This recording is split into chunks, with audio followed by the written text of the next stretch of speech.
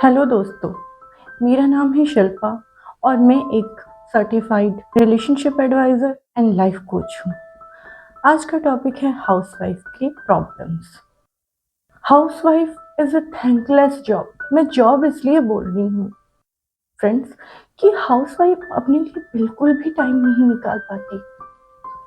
पूरे दिन भर अपना काम करती रहती हैं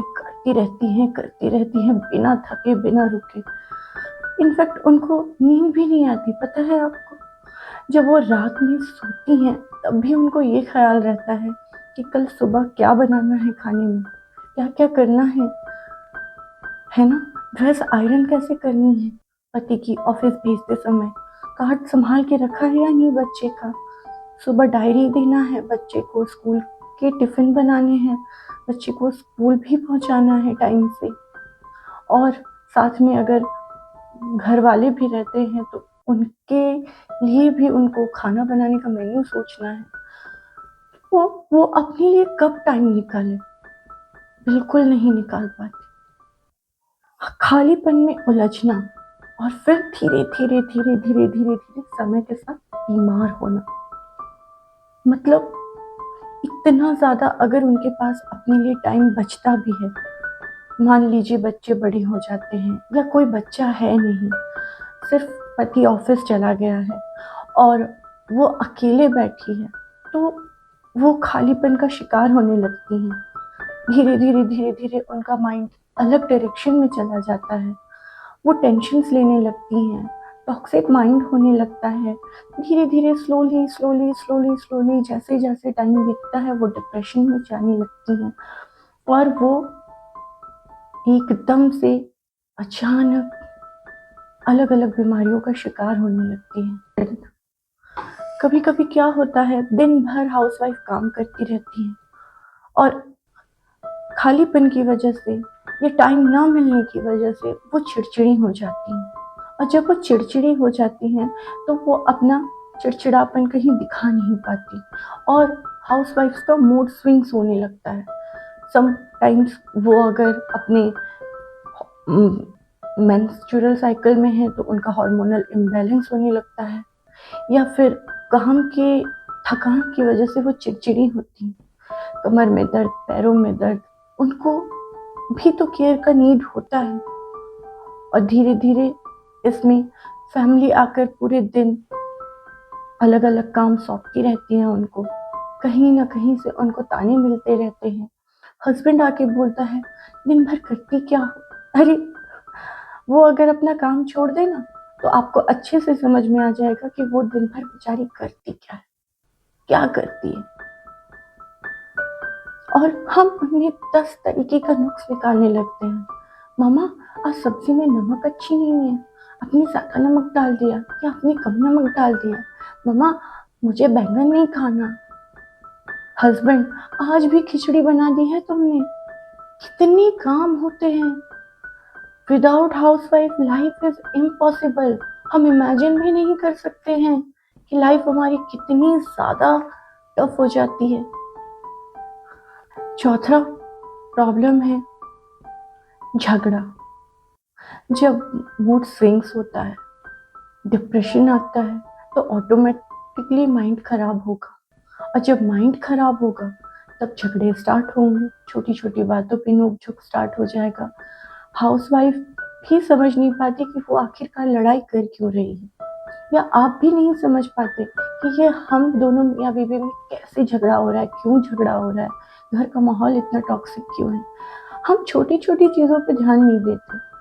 आपको पता है ये बहुत बड़ी चीज है, ये छोटा छोटा छोटा करके फाइनली इतना बड़ा हो जाता है कि ये कब आपकी लाइफ को बहुत ज्यादा हैम्पर कर देता है आपको खुद ही नहीं समझ में आता। क्योंकि मियाँ बीवी एक डोर से बंधे होते हैं, अगर एक इम्पैक्ट होगा तो दूसरे को भी नुकसान पहुंचेगा। जैसे ये उंगलियां हैं, अगर एक कटेगी तो पूरे हाथ में दर्द होगा, वैसे अगर हाउस वाइफ का मेंटल पीस नहीं है तो वो भी आपको मेंटली पीसफुल रहने नहीं देगा। एक ना एक टाइम पे या तो वो बहुत बीमार हो जाएंगे या तो घर पे एक कलेश का माहौल बनेगा। अब इनका सोल्यूशन क्या है? दोस्तों इनका सोल्यूशन आप सोच भी नहीं सकते कितना इजी होता है। पहला सोल्यूशन प्यार। प्यार है सबसे बड़ा सोल्यूशन, और इसकी शुरुआत और कोई नहीं, सिर्फ लाइफ पार्टनर से स्टार्ट होता है। लाइफ पार्टनर बहुत बड़ी चीज होती है। आप जब ऑफिस से थके हारे आते हो, वो आपके लिए चाय बना के रखती होगी, या वो बैठी होती होगी आपके इंतजार में।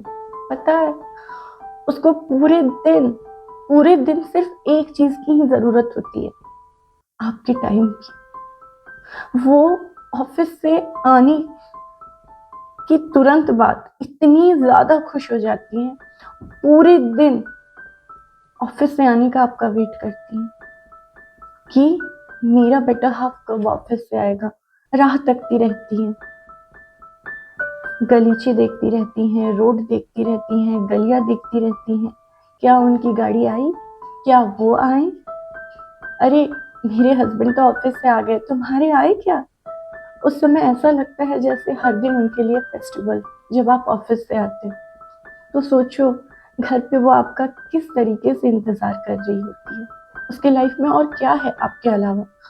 आओ एक बार पूछो, पूरे दिन तुमने क्या किया, कैसा रहा तुम्हारा पूरा दिन। वाह, आज बहुत खूबसूरत लग रही हो। छोटी छोटी चीजों से ही आपका रिलेशनशिप, आपके घर के कलेश, हाउसवाइफ की लाइफ, उसकी बीमारियां सब ठीक होने लगेंगी।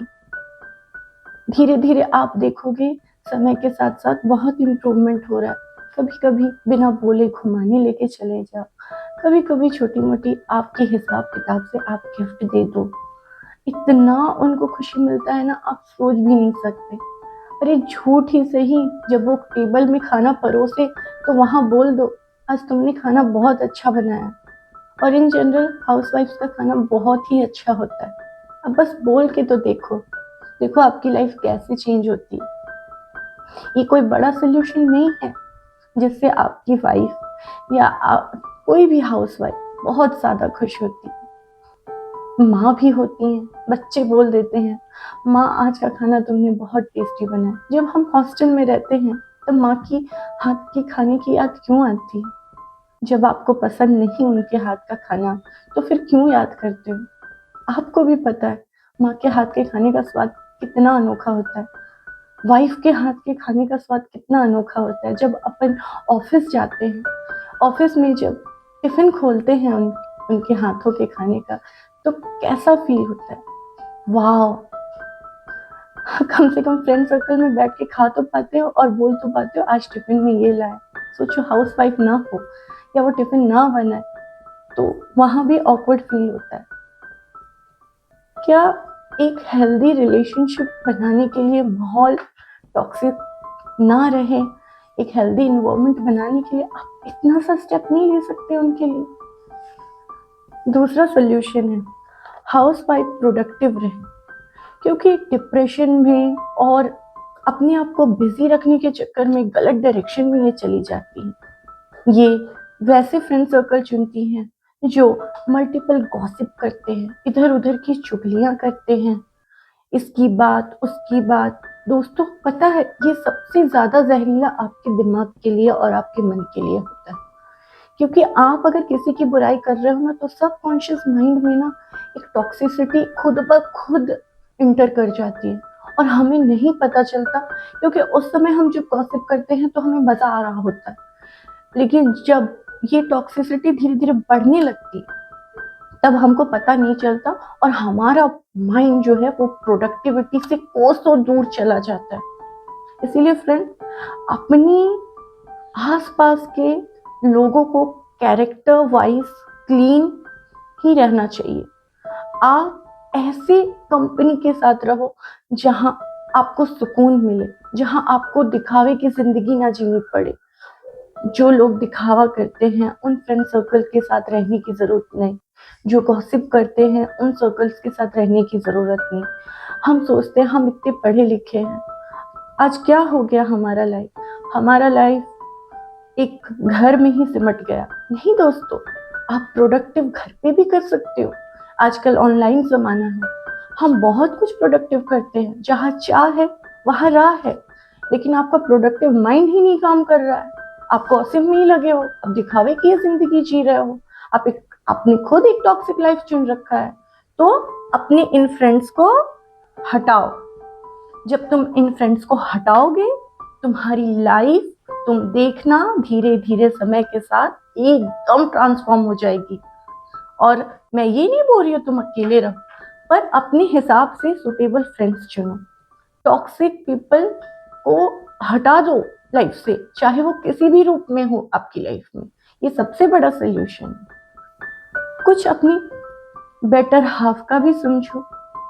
अगर वो थका हारा आ रहा है तो उस समय उससे डिमांड ना करो कि चलो हम अभी के अभी घूमने चलते हैं, अभी मुझे ये चाहिए, अभी मुझे वो चाहिए।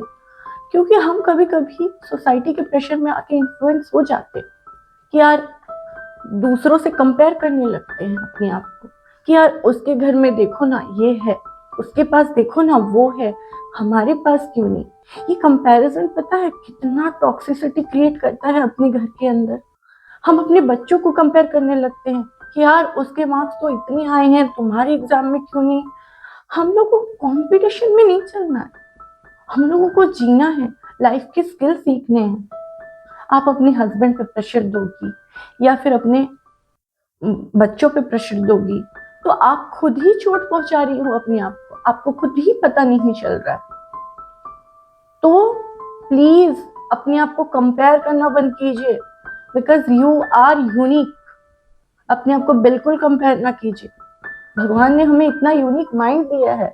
अपनी सारी प्रॉब्लम्स को भूल के आप जो चाहते हो वो अपने सबकॉन्शियस माइंड को फीड करना शुरू करो और आज से ही लग जाओ एनर्जेटिकली कि मुझे ये करना है, मुझे इन सारी चीजों के सोल्यूशन निकालने हैं। आपके पास दोस्तों टाइम ही नहीं रहेगा अनप्रोडक्टिव काम करने का। आप प्रोडक्टिव काम करने का सोचो तो सही, इनिशिएट तो करो। देखो कहां कहां से आपके पास काम आने लगेंगे। कुछ भी करो लेकिन प्रोडक्टिव करो।